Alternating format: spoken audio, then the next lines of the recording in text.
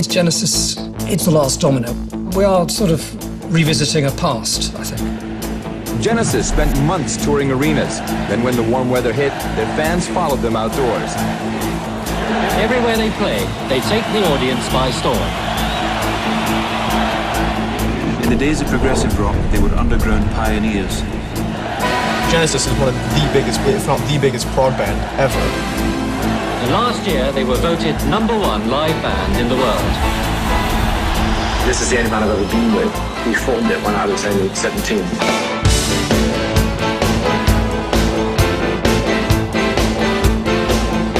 Anyone that is a real first-class performer, it's a drug that you can't get anywhere else. That adoration, that connection with people, with an audience.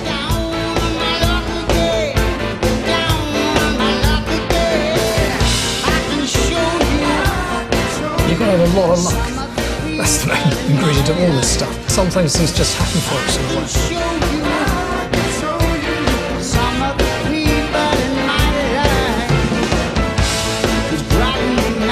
This could well be the last, and probably is the last run at it, you know what I mean? An important moment for us and for anyone who likes the band.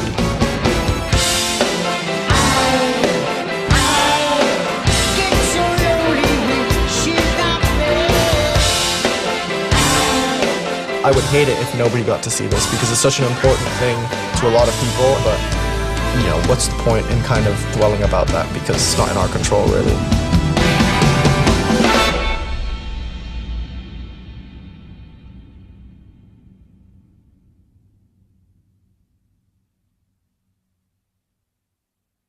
I remember that last show we did on the last 07 tour, on the Hollywood Bowl. Phil was kind of signing off. I didn't really want to be in a band anymore.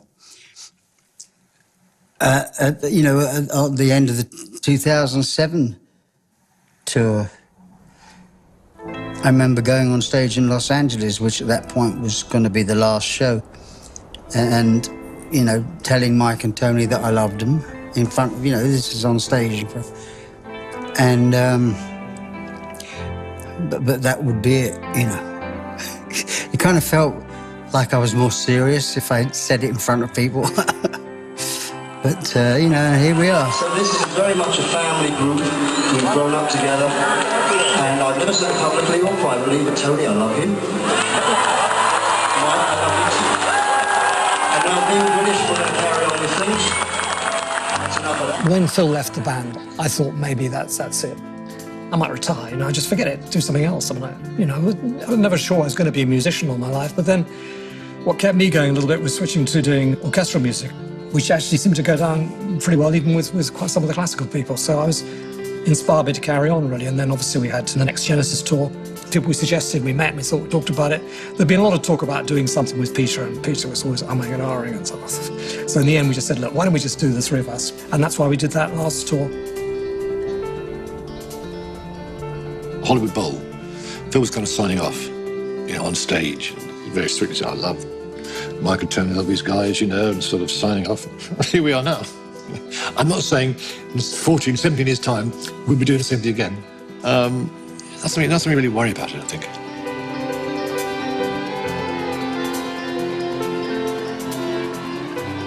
We did the tour in 2007. And it was we kind of felt there was a bit of unfinished business still. At that point, Phil was considering giving up because of his problems with his foot and his leg. And also, he was having real problems with playing drums. And Mike was quite involved with mechanics at the time as well. I think we all felt at the same time that it was a bit of unfinished business. So that was one thing. And then secondly, you know, Phil got back on the road and became the singer as opposed to the drummer on his solo career.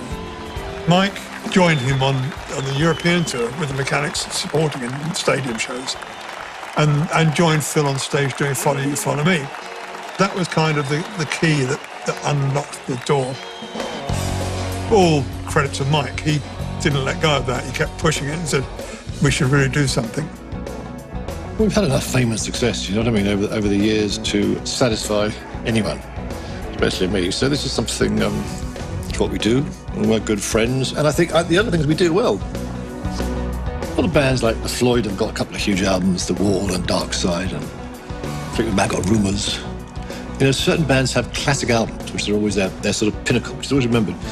We never had a classic album. We always had a lot of albums, all a bit different. With the fans, especially in the UK, the emotion and the passion for the band is very strong, the punters, so this will feel special, I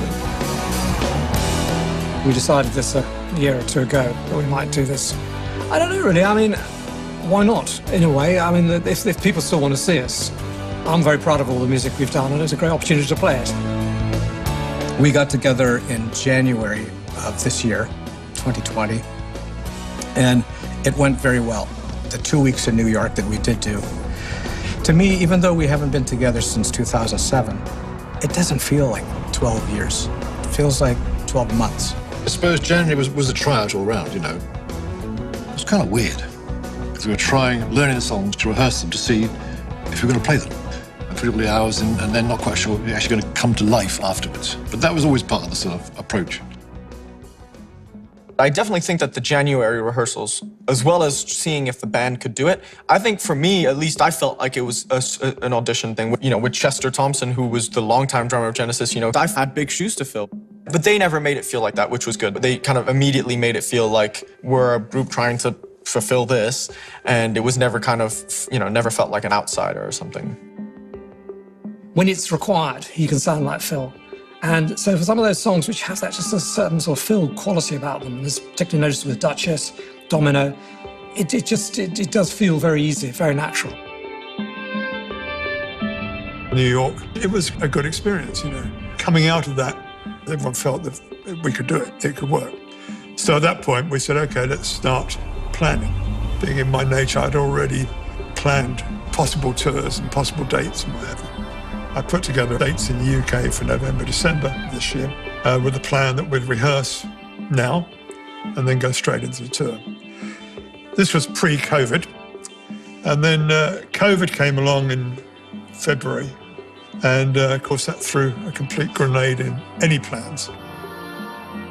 I originally thought when we had to postpone that we should just put it all back a year. I thought it was the logical thing to do, because give time for everything to settle out. Because at the moment, there's no way that you're going to get 10,000 people in the hall sitting next to each other, chanting along to some song, you know. I sat down with the guys and said, listen, if we're going to do this, by the time we built the set, built the stage and everything, and rehearsed everything and rehearsed the content for the screens and the camera crew and everything else, are you willing to take the gamble? I said, I'll put up my share. Tony, Phil and Mike, you're going to put up yours. It's a roll of the dice, because we don't know when we're going to go out on the road, but we should do it. So everyone voted, said, yes, okay, let's go for it. God bless them. And here we are. I think if we hadn't done this now, we'd probably gone, do you know what, guys, it's just not meant to be. Such a long gap, you know. So I think, will it ever happen? Will COVID ever sort of be controllable? And so it was quite a brave move to do, I think. But quite a nice move, you know, sort of putting a flag in the ground, saying, we're going to come out into this week with a show and a tour we're sort of working to do. I mean, I did say that I wouldn't do it anymore, you know. But I also said I wouldn't go out anymore. And I did 3 years on and off, you know. When I played the Albert Hall and Tony came and Mike came, they both came back, you know, very enthusiastic about Nick, you know, kind of sowed the seeds a little bit as to, it'd be fun to do it again, wouldn't it? You know, I kind of took the bait and then I went away, you know, on and off for like two and a half years. This was looming. Obviously, we have to slightly different the way Phil is not able to do all the things he used to be able to do, but I think we felt that we could still put on a good show, and it'd be fun to do it. And last time we went out, we did 2 shows in England last time, yeah, which means we've done two shows in England in the last 20 years or something, you know, and with this lineup, not since 1992 or something. So I thought that was wrong. So the idea of doing an English tour, or British tour at least, anyhow, was an important thing to do. Had a great career together over the years. Had a lot of good music, a lot of fun. And you've probably seen Phil, Tony and I, and of course Darryl and now Nick, you know, there's a vibe. Not too serious, taking a piss. I think that's all part of the equation, really. I'm going to buy you a folder box, I think. What for what? The name's on top. What do you mean? Well, this is card. Every song is card trick, you know. I see. Was this the one? You could have one of those. Have an iPad, you know. We haven't got that much time, you know.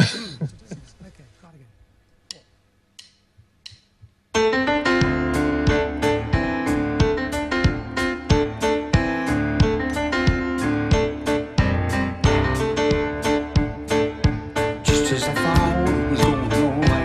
Now that I'm wrong when I thought it was right. It's the same, it's just a shame, that's all. I could say day, you say night. Tell me it's bad when I know that it's way. So it's the same, it's just a shame, that's all. I could give it out one more, though my heart might tell me so. I can't feel a thing from my head down to my toes. So why does it always seem to be looking at you, you looking at me? So it's the same, just a shame, that's all. You're turning me on, turning me up, making me feel like I want too much. Living with you is just putting me through it all the time.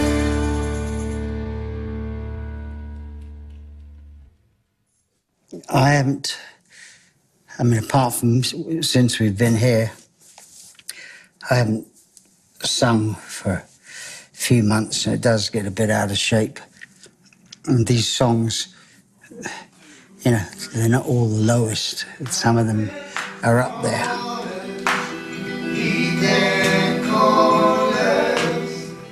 I do all the backing vocals, 90% of them on the albums. And live, we just never really bothered. You know, I mean, Tony and Mike will be the first to agree that, you know, that's their strong point. It's great having Patrick and Daniel, a bit of reinforcements behind. It certainly takes a weight off my shoulders, because it's not the kind of thing you can do this, you know. You're talking about something, you either got it or you haven't, you know. I mean a voice, you know. You hit the ceiling, and today I hit the ceiling a lot. But tomorrow will be better.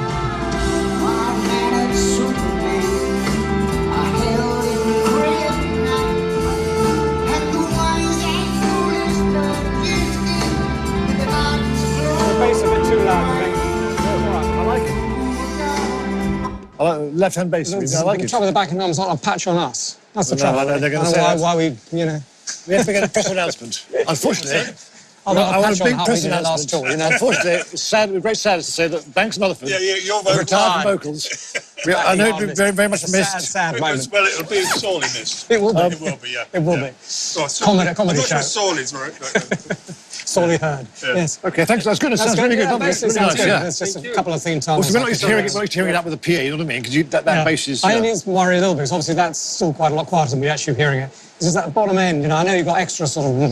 but I do find sometimes there's that disassociation almost with that bottom thing. It's an association of stuff. So one kind of needs to be careful to sort of play it good. Good.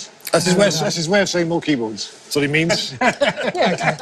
No, it sounds great. Thanks a lot. All the time. You've got it, you sorted it out. That's right. Tony and myself and Phil go back a long way. Myself and Tony even further, you know. Put us in a room and there's a bit of banter. We have so many references to the past. You say a certain sentence that only that Phil and Tony will get. These people have been part of my life for 50 years, you know. We all know each other so well. Most of the time we do a lot of laughing. It's a democracy as long as we agree with Tony. Well, it's probably changed a little bit over the years, really. I mean, I was always the most difficult in every sense, really, that I liked the music to be as challenging as we could get it, really. And the early days that was easy because, particularly with Peter and with Steve, he kind of wanted it challenging too. So he had 26-minute songs up as ready. Always tried to go for things which were kind of different. I liked to try a different chord sequence, I wanted to try a different way of doing things. I like the idea of putting a quiet bit against a loud bit and an unusual sort of, you know, sequencing like that. And that was very much came from me. I think it's sort of the idea of the complexity, which some people hate and some people like, and that's what Genesis is all about. Tony's mellowed. I sense he's enjoying this even more so because it's something he thinks hasn't played live for a long time, and he thinks that this is really going to appreciate this journey. Mike quite likes making decisions, you know, so if I agree with it, then I'll just go with it. But if I disagree with it, obviously I will say something. Tony's very much open now to trying it. I'll say, give it a try. He'll try anything. That's good, you know. You may not, he'll pull a face, you know. When I say try, he'll pull a face, but actually he'll try it now much more than he used to. Probably me too, I think. We'll come back to this. Let's, I had a thought last night. Oh, fuck. Steve, just take this, it's heavy. Now, you know where some of these thoughts lead, but it's the acoustic stuff. The acoustic. Yeah. Well, I've got an earring still, man. I'll take it out. Take it out. No, I'll take it out just for you. I'll take it out. Oh, it's so painful. Oh. You know, like my dreams. But starting of that section with That's All. Yeah. Which everybody loves, you know, blah, blah, blah. And at the end of it, out of da da da da da, and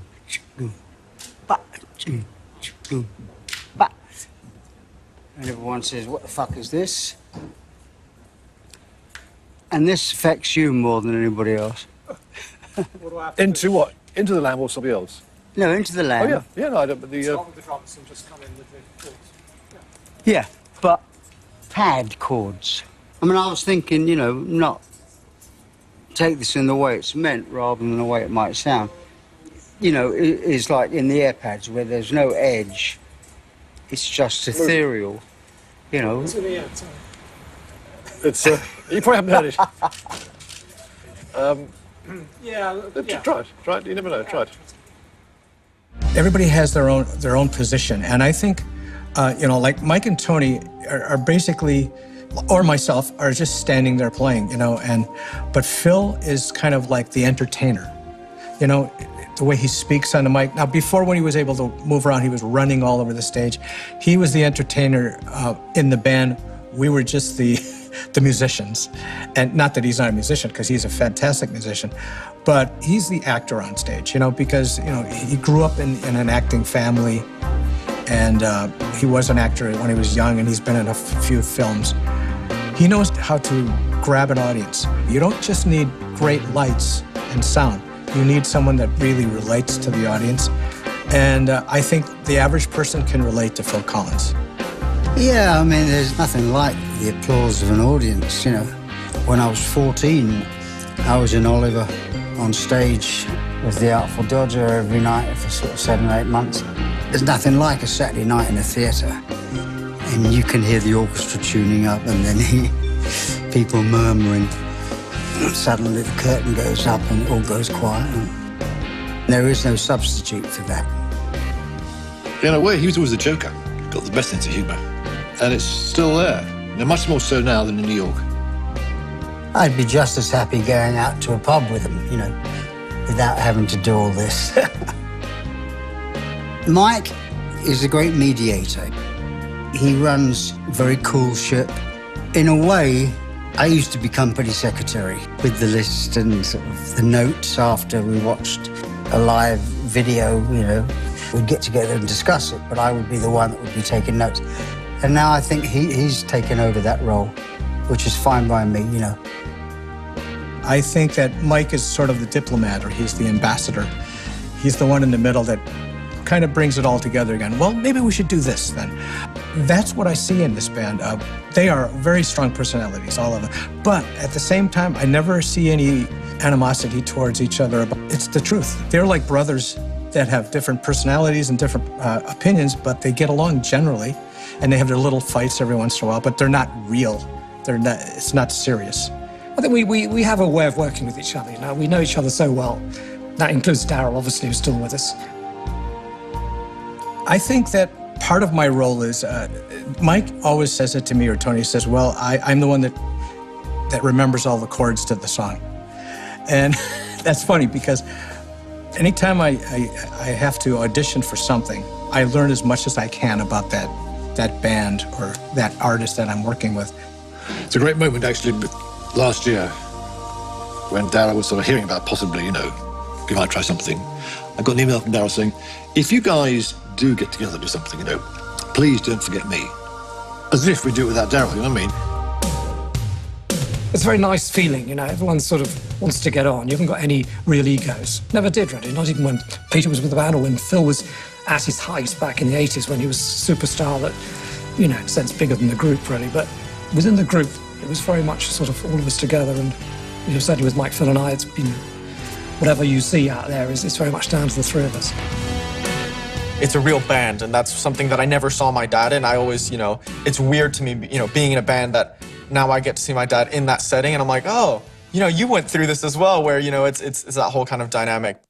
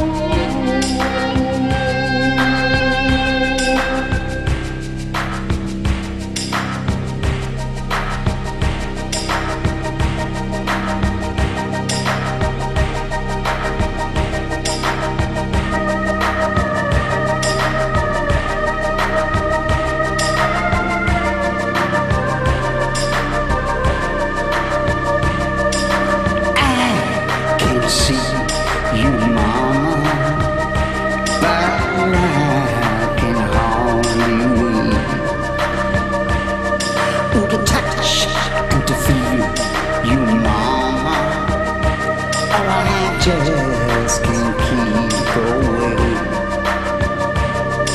In the heat and the steam of the city, hours got me running, can't wait.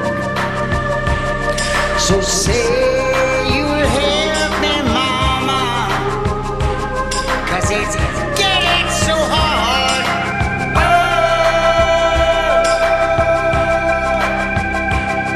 Now I keep you, mama, but I know always there. You listen, you teach me, mama, and I know inside you care.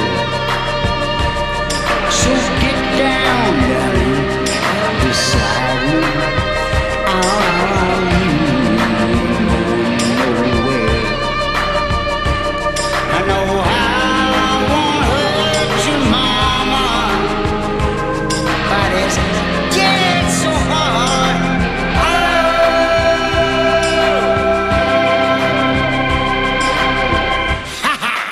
This period that we're in right now, you got to go through it.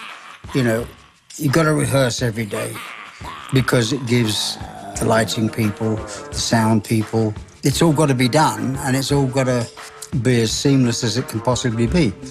You know, and sometimes I just, if I could just walk off and go home, I would do, you know. I mean, when the voice, when you're struggling with the voice, it is, it's very difficult. Can't you see? Phil, I miss him drumming. That's his choice, really. You know, I'm sure if he wanted to, I'm sure he could put the hours in to drum well enough, but it has to come from him. I realise that, actually. I kind of pushed him early on to try and play the drums. And that's not the point. It has to come from him. You know, if he goes home, I think, and sits down for 4 or 5 weeks, plays 50 minutes a day, and half an hour a day, you know, he could get the muscles working again. But you have to want to do it. Can't you feel my heart? Oh, now listen to me, mama, mama. I think there's a momentum thing, but I also think that's parts of it with stuff that, you know, he's been going through in his personal life. The delay has helped. He can kind of go a bit at a time and really commit himself, and then also kind of have some time off.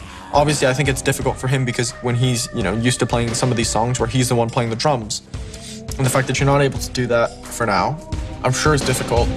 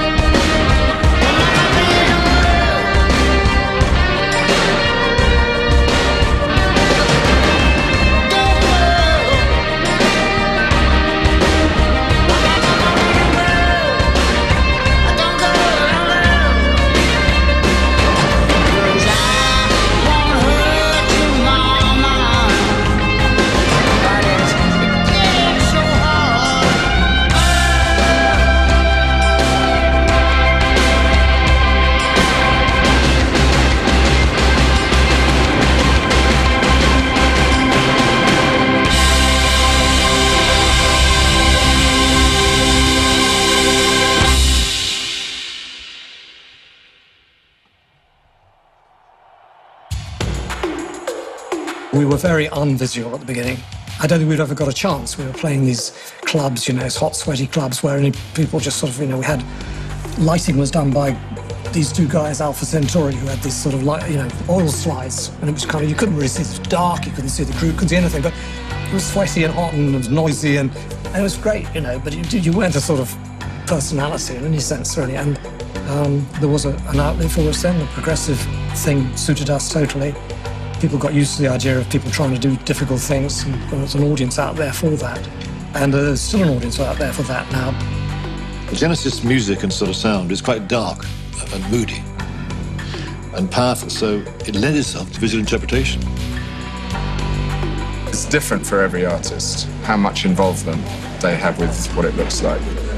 Genesis are very involved and always have been, but the difference that makes our life easier is that they're very aware of the craft of lighting and video presentation as much as they are in the art of it. What Tony and I probably can add is we can look at it and sort of go, that doesn't look right for the moment. You know what I mean? I don't know what it is, don't know why, it doesn't really suit the music. And Patrick listens to our concept, I think. Basically, if something's right, no one says, oh, I'm not sure, you know what I mean? When it's being questioned, then you haven't got it right. I mean, my only thought there was when it went out after the middle section, it goes back to the verse again. You kept with the same setup, the big screen with the things. I think it needs to change at that point. Mike and I are very much, you know, we were very involved in that all the time, so that's a very important thing to us. When Peter was with the band, obviously, he was a very strong feature of that. And after he left, we sort of carried that on, I think, with brought in the Very Light, which has become the kind of industry standard now in one form or another. And, you know, we've always been at the head. We were the first group, I think, to use Sony Jumbotrons within a show rather than just showing people playing. So we've always loved that kind of stuff. It's a piece of theatre, these rock shows, you know. They're 2 hours long, and you take people on some sort of journey. The performers act themselves. They don't pretend to be anyone that they're not.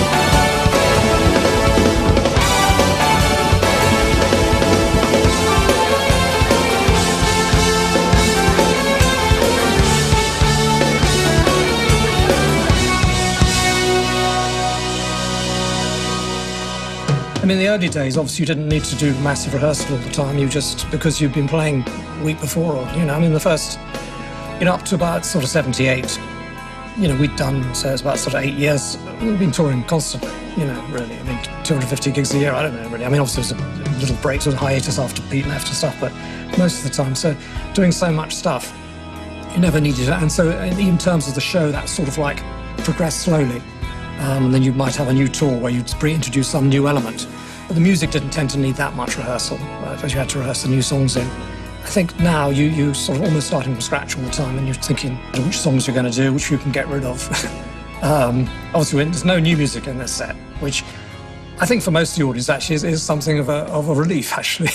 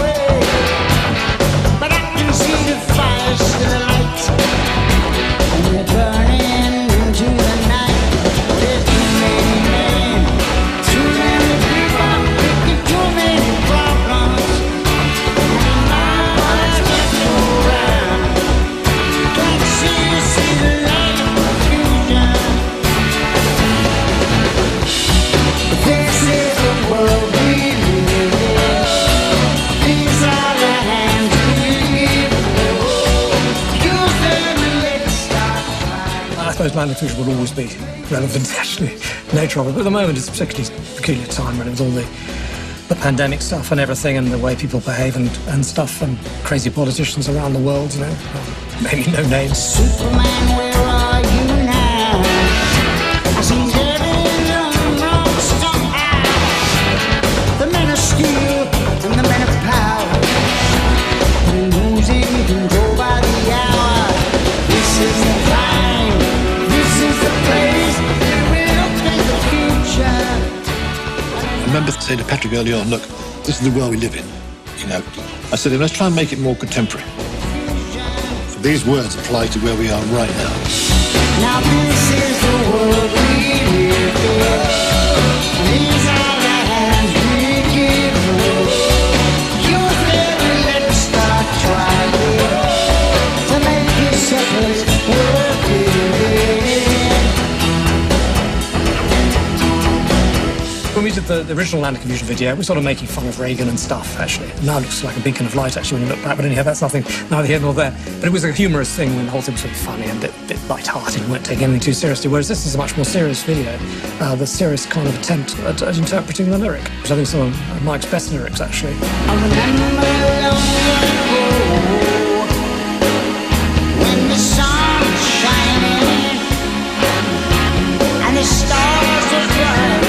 All through the night, and the sound of your laughter as I held you tight. So long I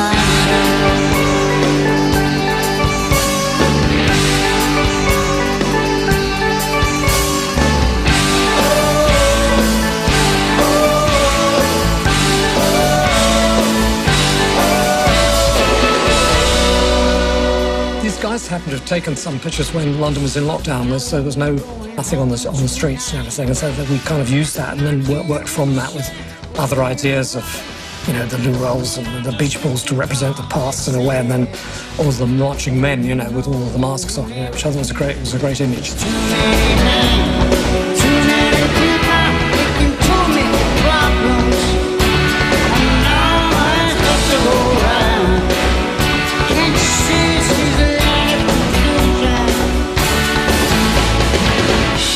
now this is the world we live in. These are the hands we give. Use them, let's start trying.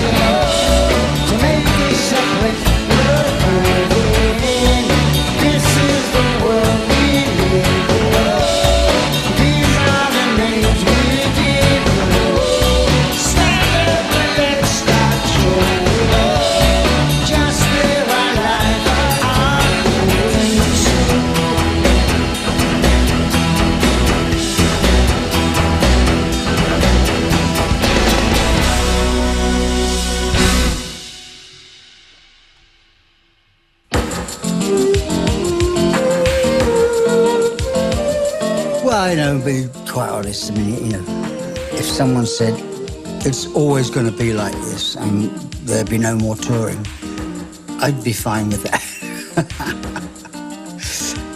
It's a bizarre sort of situation to be in, all dressed up with nowhere to go, really. And I've had a harrowing few months as well, you know, off the stage as well as on it, so.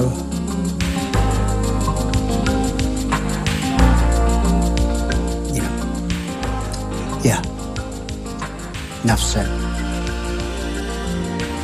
When things do change and we can go out and do some shows, we're gonna have to spend 10 days probably somewhere, you know, to get the voice in shape, to remind everybody what they're supposed to be doing. And none of us have ever sort of lived through before, which is a shame that it's like that now, you know. I mean, there's an awful lot of people that are hurting.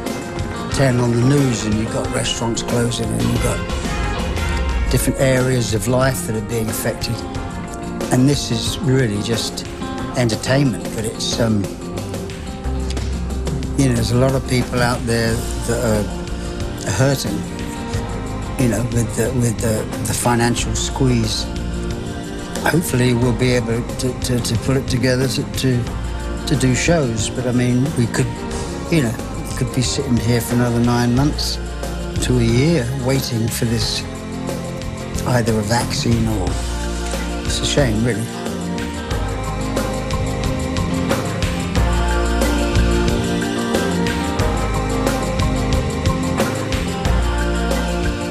It's important to call out the road crew. I've had the same guys for a long time, including Michel and Alain, and I've got Steve Proud, and Little Jeff's been there forever, you know.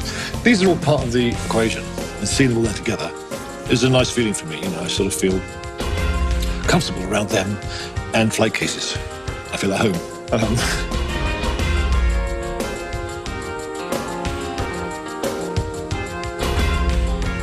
The last tour, there was sort of verging ideas, whereas this time round, they developed the ideas and made it better.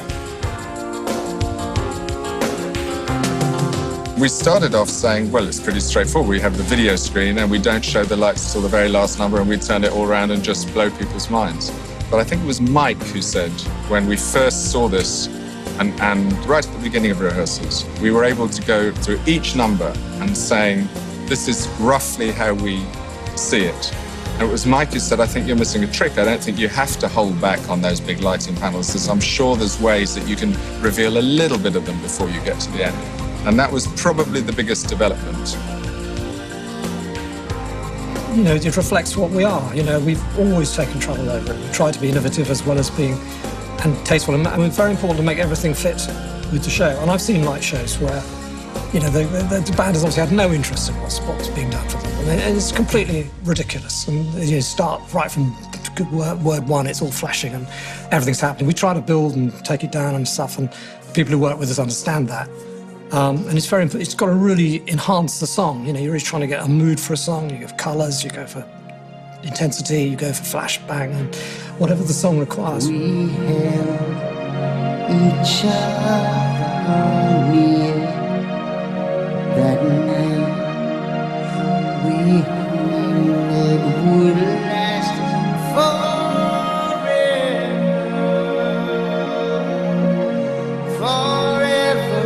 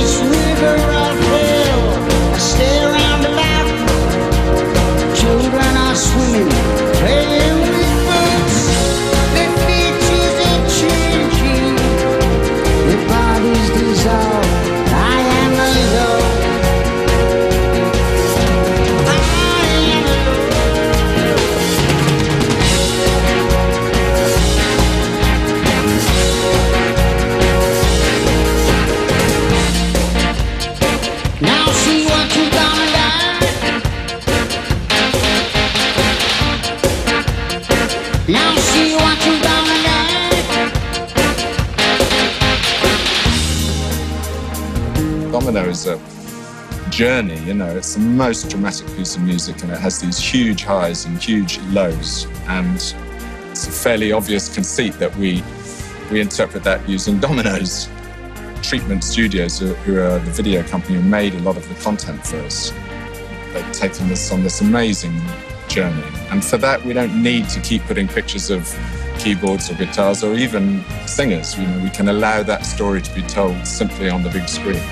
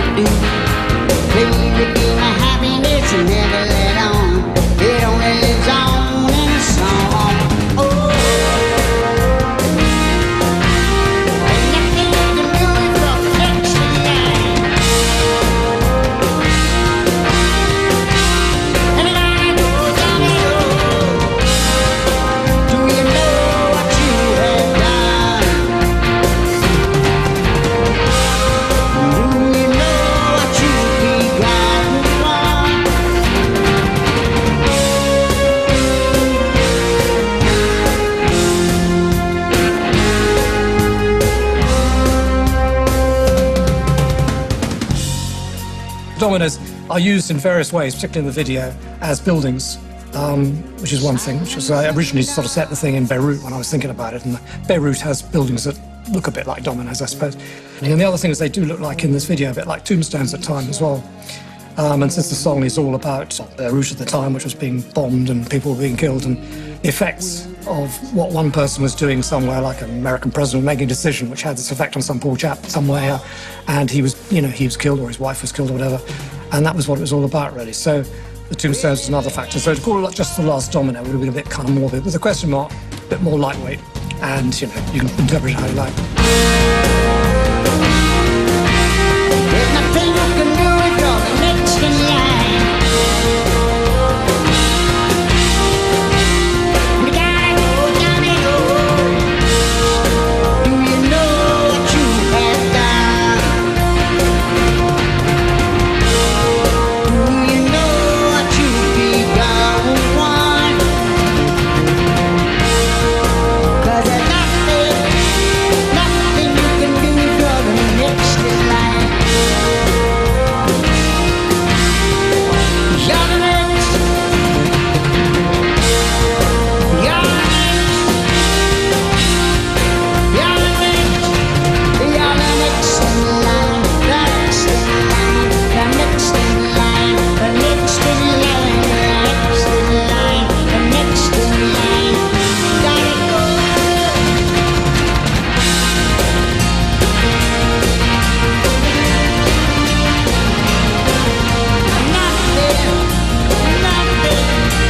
Nothing you can do if you're the next in line.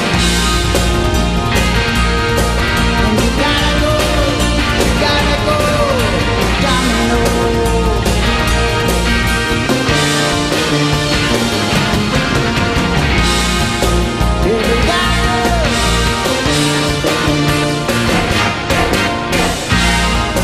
Yes, you gotta go.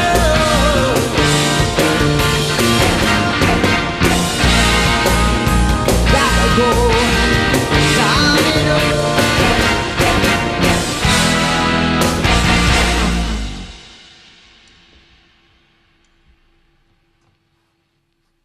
You've got to have a lot of luck. That's the main ingredient of all this stuff. You know, sometimes things just happen for us in a way. You know, it's just amazing. I think, and everyone will tell you that luck is a crucial thing in this. You do the right moment, you do the right thing. You sometimes can't put your finger on where things went. But it was a very slow build for us. You know, it's 10 years before we had our first hit single. You know, that's worth remembering that. And we've released about, well, quite a few before that. And that was a very significant moment, you know. I think, because although the albums were doing well, it meant you were sort of underground group, which we're very happy to be, but I think you could only live that long as an underground group. To be a group that lasts for sort of 30, 40, 50 years, you've got to have hits.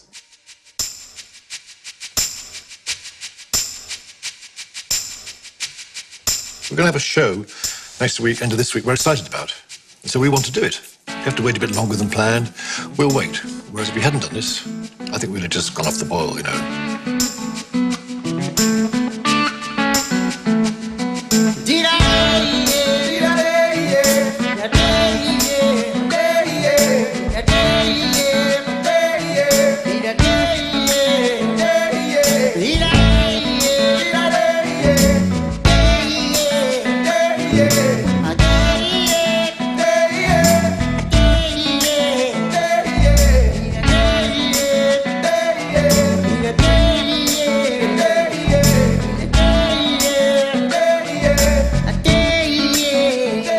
I think probably this would be the putting it to bed, you know, the last time. It's when it's good, it's great fun, and the audience always seem to come away having enjoyed it. So really, it's a question of going out there and doing what you do with your life, you know. I mean, I'm 70 in January, and I've been in this band since I was 19. You know, since Nick's age. Whenever my dad, you know, was feeling a bit down, we'd go and play a show, I would see his mood light up, because when you have 20,000 people in an arena who are all there because they absolutely love you, it's a feeling that I think is so important for musicians to kind of realize that what they do and what they did still matters. And you know I know, babe, that I don't wanna go. But the road itself is kind of not sort of nostalgia feeling for it. When you're actually doing it, you're not sure how much you're enjoying it, but when you're not doing it, you kind of have a memory of it, you know, which is, and when I go to other people's shows and I go backstage, I get that sort of feeling, it's like, oh, you know, like to be back doing it again. The instant reaction to things that you've written is very exciting, I think. I watch the world go round and round, and see mine turning upside down.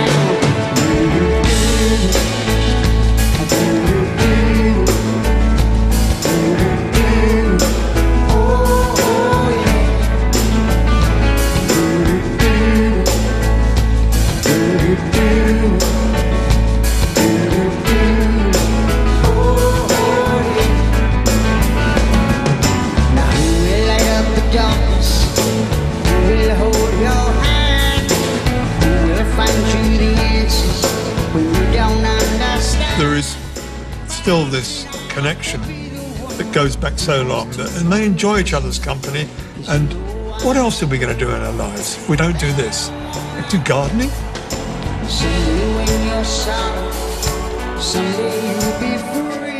The songs we've done over the years, people's lives tie into certain songs. You know, that's their songs when they married someone, fell out with somebody, that ties into their life. And so I think it's a connection for them, I think.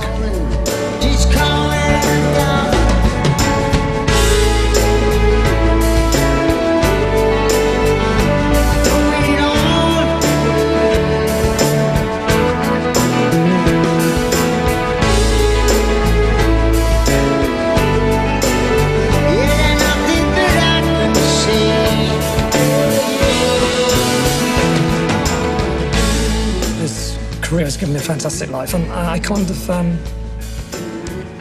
in a way I perhaps didn't originally think it would. It was a sort of hobby, and then it took over.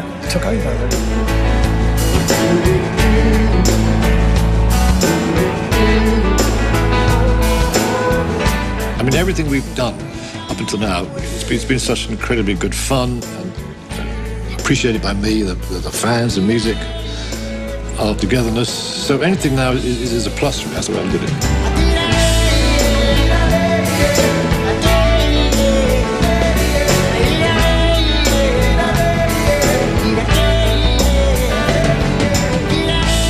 I think they should thank me for putting up with them, and I should thank them for putting up with me.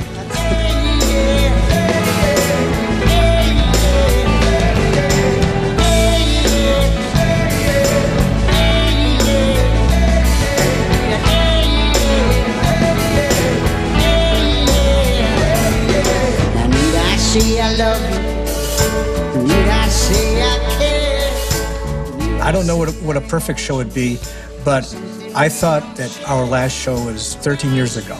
But probably the perfect show would be to end here, where the guys are from. You got to end on a high note.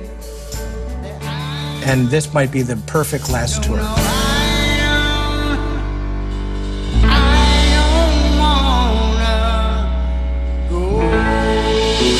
go.